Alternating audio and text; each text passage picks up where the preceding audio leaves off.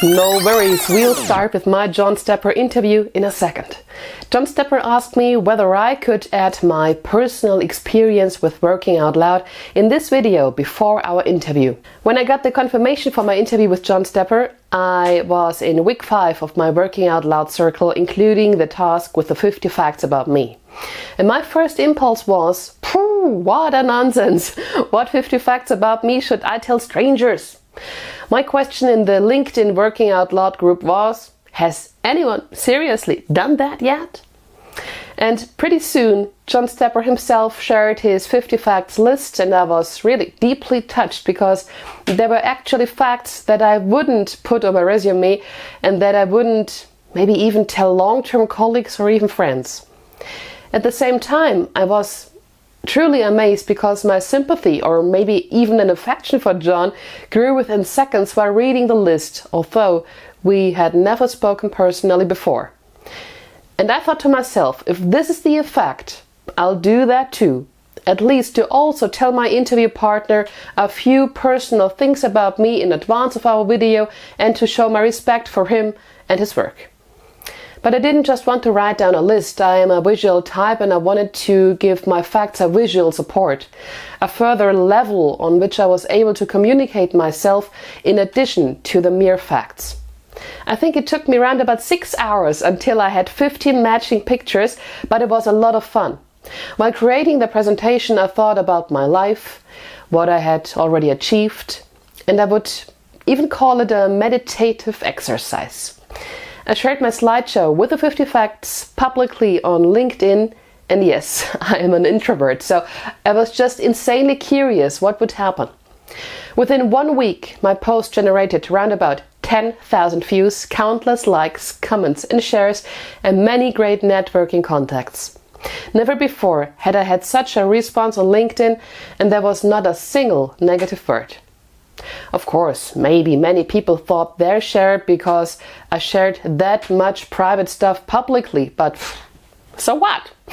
We are all people who hopefully have experienced a lot in our lives, so why should we pretend to be slick facades? I would love to see more public 50 facts lists because they are a great base to break the ice immediately and get to know real people virtually, not just profiles. I'll share the link to my 50 facts presentation in the show notes underneath this video. So many thanks to John Stepper for the impulse, and now enjoy the interview with John Stepper, the author of Working Out Loud.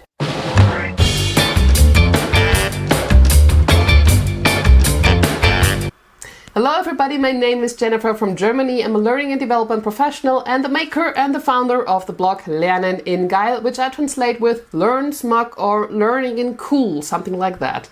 And today it's a huge honor for me to speak to the one and only man himself of Working Out Loud, John Stepper.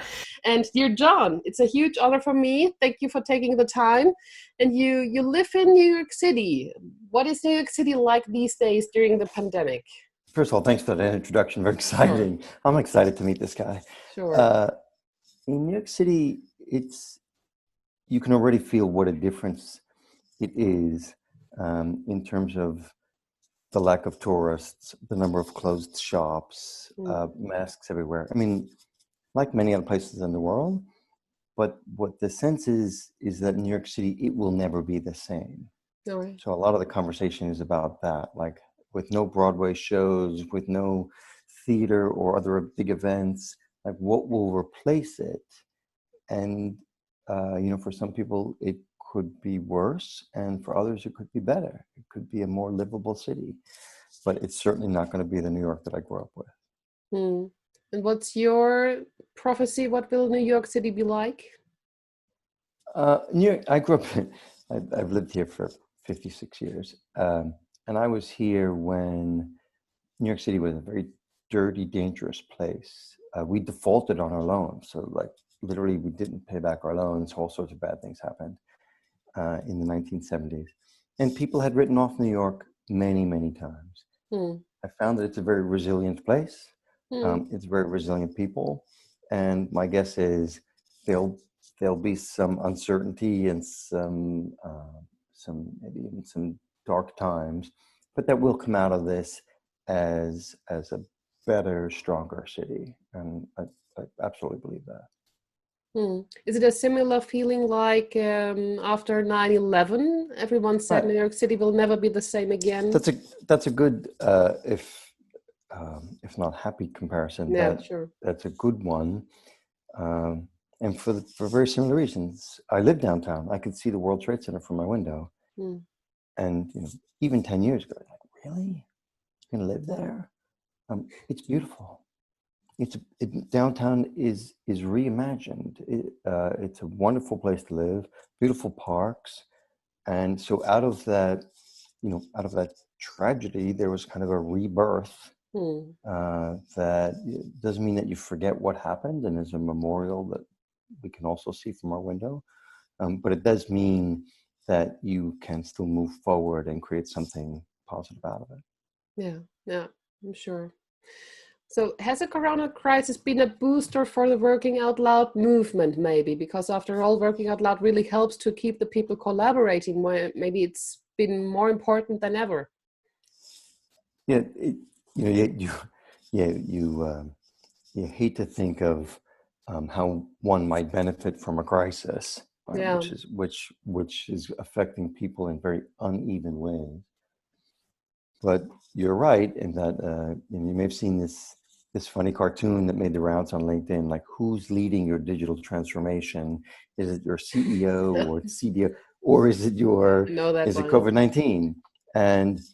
And that it's funny because it's true. Mm.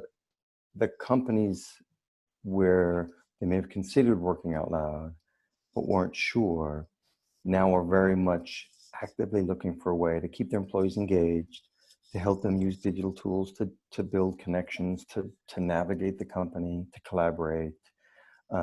And so there's a much greater acceptance and willingness to try working out loud or to spread it. Mm.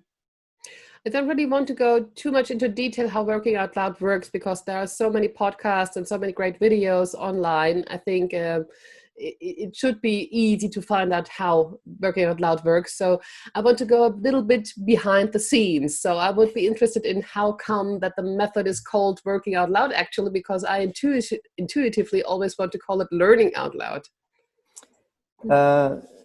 That phrase has been around for a while. I Okay. think the first blog post might have been 2006. You could do a lot of things out loud. You could love out loud. You could party out loud. You could all sorts of things out loud.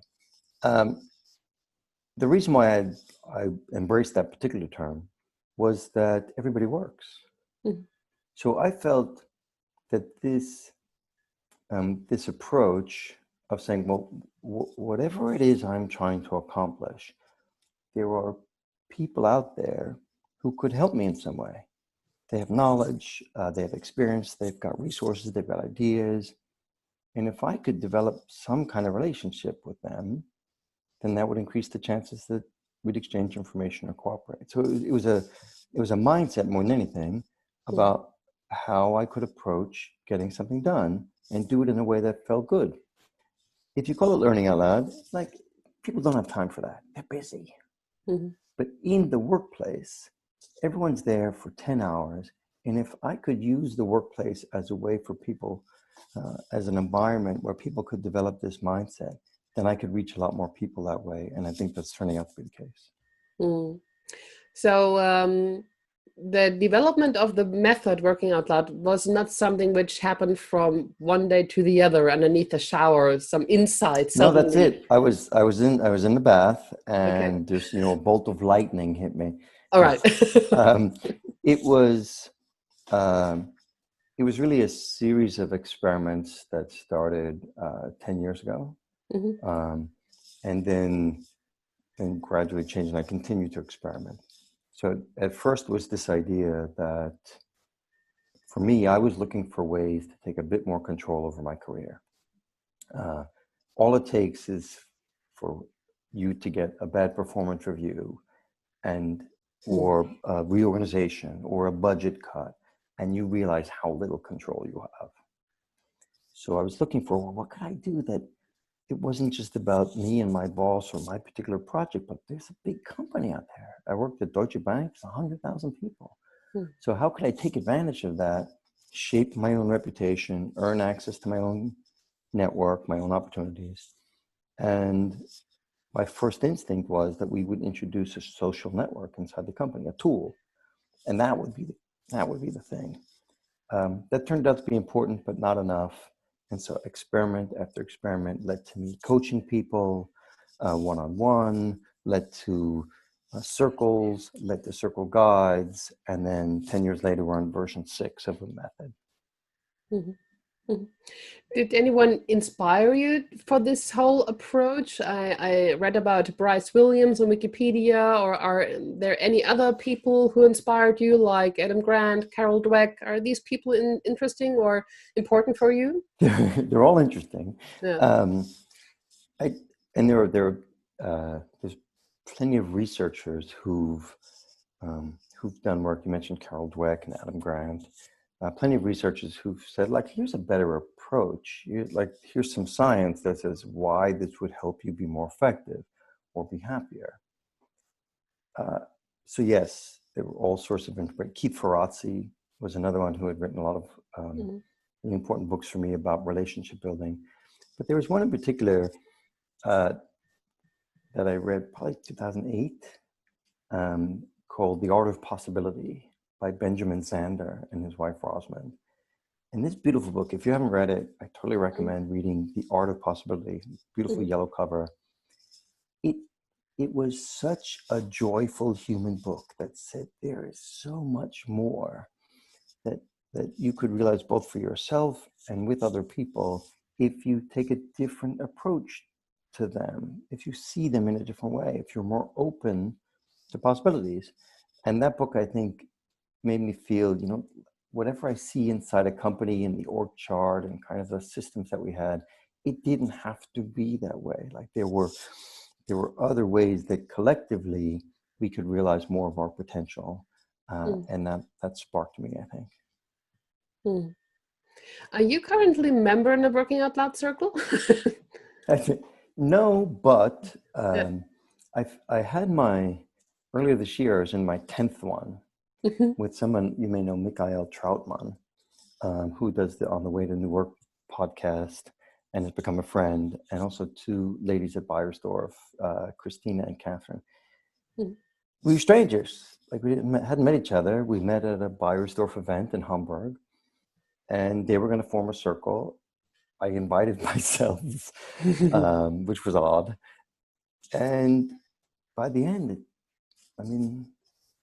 we felt close, and they're friends. And that may sound strange because, we only met a few times because most of it was virtual. But it was this giving and receiving over this 12 weeks that really led us to trust each other and feel connected. And so we're still connected well after our circle. What would be a topic that you would like to learn these days if you would be part in a Working Out Loud circle or in general? 4 years ago, I published something on the internet for free, and it spread, and then it continued to refine it, and then it continued to spread. And now it's, well, how would you scale that in a sustainable way? So in week 11 of the latest version of the Circle Guides, I talk about leadership and how you influence people, and examples of people who have, they've reached millions of others. They've helped millions of people. Somebody with a method and an idea and a network actually unleashed something positive in the world that helped a few million people or more. That would be my goal, which is to learn from them. So in a structured way, with the support of my circle, how could I explore who's done this before? What could I learn from them so I could avoid some mistakes and go faster, be more effective, right? That would be my goal. When will you start this project? So it's one of those things where, I'm working on it. And that was the goal in my last circle. I'd probably build on that now or refine it in some way. And that's why, you may wonder, like, why would you be in 10 circles? I should know my own method by now. Because, and I do, I promise. But it's not just about some set of techniques that I understand, right? It's the idea that, hey, that the circle gives me the structure, the shared accountability and support to actually do it, like to actually put in the time and the work, at least an hour a week, towards this goal that I care about.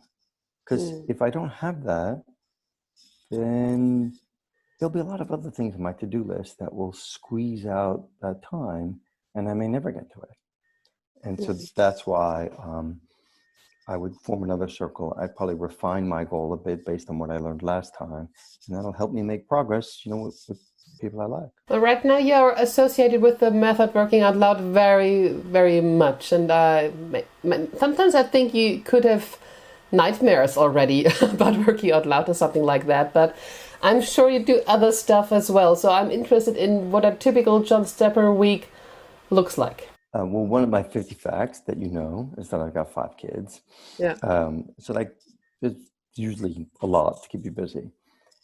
But when it comes to working out loud, when I first wrote the book, a friend said, "Are people still going to care about this 2 years from now? Like, how long can you go with this idea?" And it turns out forever, because it isn't about some method so much as it is about people. And I don't get tired of people. Every circle is different. Every use case is different. Last week, I wrote about a woman who got diagnosed with autism and her story and how she used this to change her life. That's cool. You don't get tired of that. So what a typical week now is, some of my time I spend trying to spread it, like reach more people. And then other time I spend developing new formats. So if working out loud helps you with a certain set of behaviors, like building your network, relating to people, there's a new mindfulness format that helps you with a different set of behaviors. There's a personal productivity and purpose format to help you with other behaviors, and so on. And so it's a nice balance of spreading, enabling other people to use what I've already made, and also making new things. And I'm going to do this for the rest of my life. Yeah, I'm glad to hear that. And I'm very sure that the method working out loud is something forever. But when we look into the future of learning, what's your prophecy apart from working out loud as a method? How will people learn in the year 2030? Predictions are fraught with risk, but there are some things that are clear. And a friend of mine, she works at Merck. She's the chief learning officer. And I think she's got it right when she says, look, the future of corporate learning, at least, is much more self-directed and social or experiential. So the era of certainly learning in the classroom feels dated. It may not be over, but it's declining. The idea of even the workshops, right? Like, oh, we'll take 10 managers, we'll put them in a workshop. It's not leading to sustainable change. It's not leading to behavior change or new habits. And so what's going to happen now, working out loud is one example. There are many.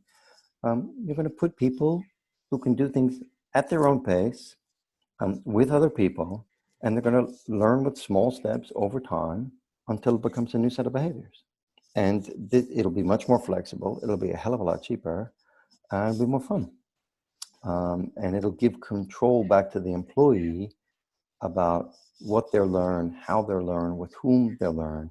And it'll be much more practical because they'll be able to do it at work and do it using skills that they can apply every day.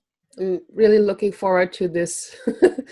So no more boring classrooms and so on. Well, change comes slow. So Yeah. we've predicted lots of new work kinds of changes that we haven't really seen. Like we see evidence of them. We may know that they're better, but you find the old ways of working have been incredibly resilient or resistant to change.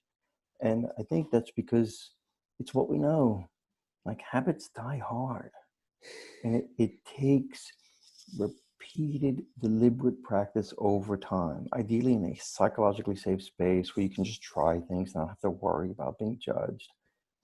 That's what it takes to change habits. And that's been hard to do in the workplace. Yeah. What I hope to have offered is one way that we can help people experience a new and better way of working now, so that they can use it every day in their own career and life. Yeah. So yeah, as you said, change happens, and I'm sure that your new book, which will be released in German in a few days, will help to make this change happen. So my question is, apart from the language, which of course is different to the English one, is there anything else which is different from your other books? No, it's the same. It's the same book. It's also in Chinese later this year, which is Yeah. a miracle I could not have anticipated. Mhm. I think, though, how it's received in Germany is different. Mhm.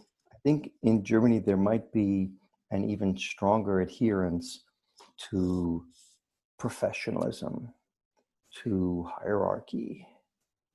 And the companies I work with in Germany, they're not better or worse. They're certainly very capable. They get things done, but they're conservative, and everyone talks about it. But it's hard to change that.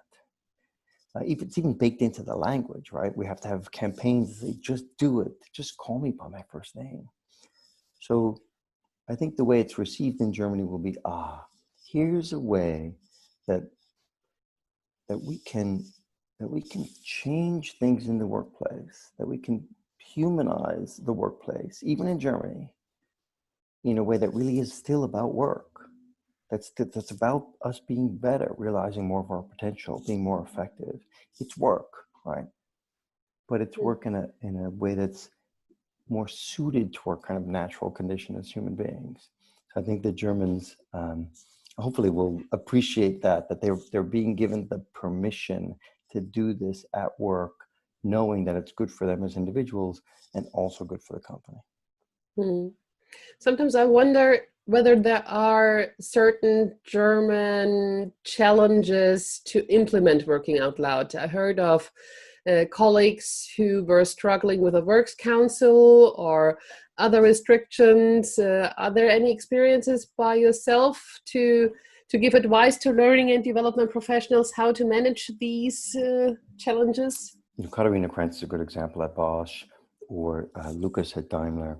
When they started as a grassroots campaign, right, they're volunteers. Hey, we should try this. Let's do it. Well, is that on work hours? Who told you you could do that, etc. And that's true for kind of any grassroots initiative.